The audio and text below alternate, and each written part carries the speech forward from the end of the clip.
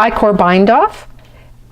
It is like any other I-cord bind off, nothing really different, except that because you're picking up from the I-cord edge stitch, there's just a little bit of an extra you have to do, but otherwise it's done as a regular I-cord bind off.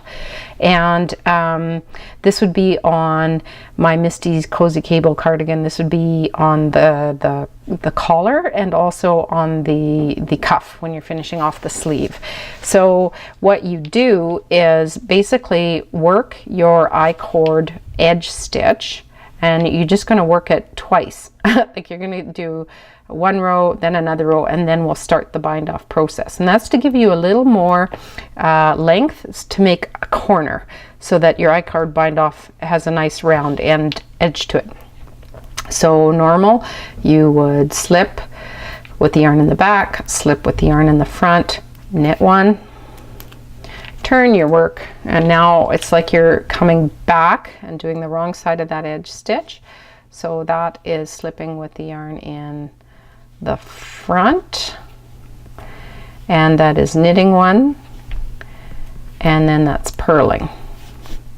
Okay, now you would start a typical I-cord bind off. I will often switch up to a half size larger needle at this point to give a little bit more give on the I-cord edge.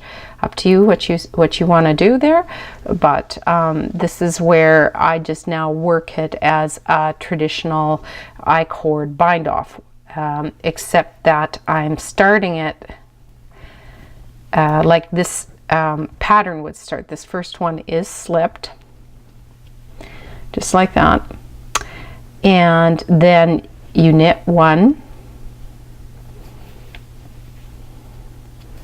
and then you knit two together through the back loop. And I should have taken off this little stitch marker. If you've forgotten to do that, you just transfer a stitch over, dump it off. There we go.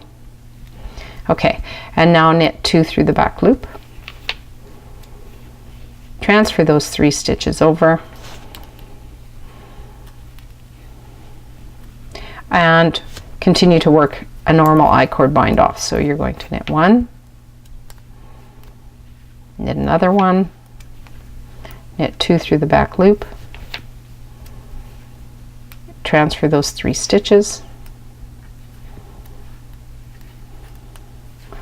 knit one, knit one,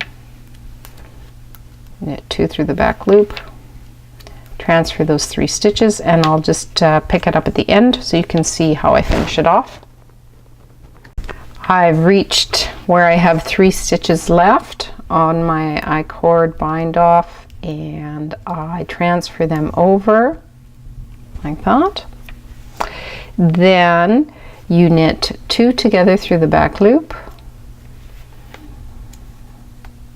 and I knit one like that.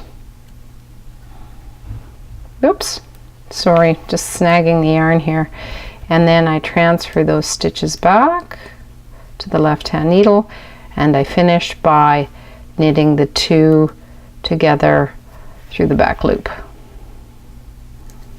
And then you would pull and cut your yarn, and that would give you, and then you stitch the end in, and that would give you your I-cord bind off, and it just makes the join with the I-cord edge stitch look a little more seamless. So have fun.